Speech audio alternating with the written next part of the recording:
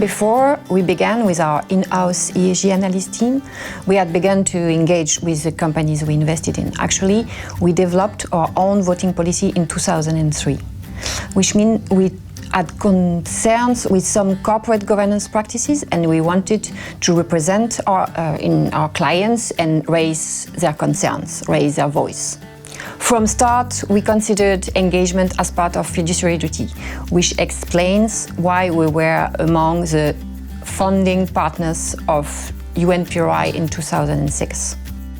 Clearly, since then, our engagement activities have dramatically grown, and now we are voting for over 1,000 meetings a year. Last year, we targeted more than 200 issuers directly, and we participate and support more than 30 collaborative initiatives with other investors.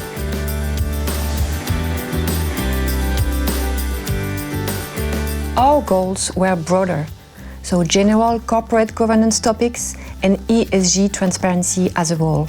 So we engage with companies to achieve any of three main objectives, namely improving ESG transparency and disclosure, supporting investment decisions, of course, and influencing practices on ESG topics at company level.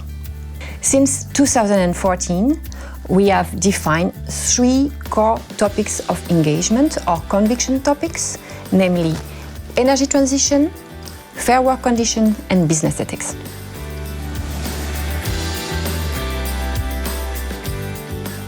The first challenge for us was to acquire legitimacy, because we were not taken seriously as other investors.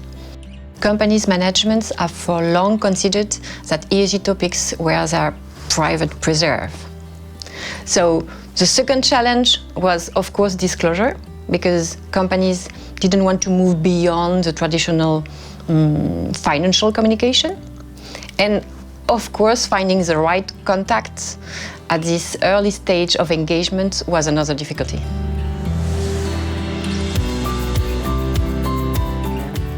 Our dialogue objectives have naturally evolved and are now more specific. So now we are engaging to influence corporate practices on the ground and even strategies.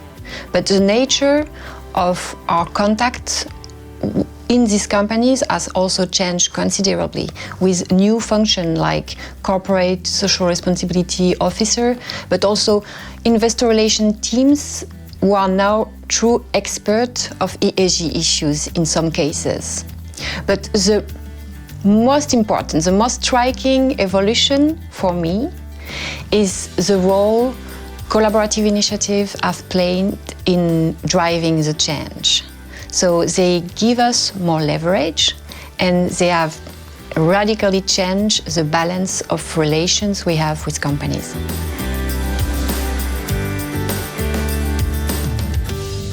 My greatest pride is to have been part of the movement that led to ESG integration, that is to say, the explicit and systematic integration of ESG factors in investment processes.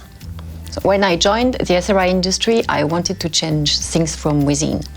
So this is not the end, but I think that we, responsible investors, can be proud of where we are now. It is also particularly important to me that we are recognized beyond the investment community. Candriam is recognized by other stakeholders, such as employees group or NGOs, whose opinions we always try to include in our approach.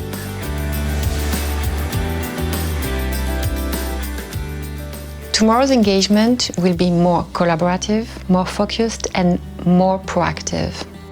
While climate change has attracted most of the attention over the past years, biodiversity, but also social matters now are gaining traction.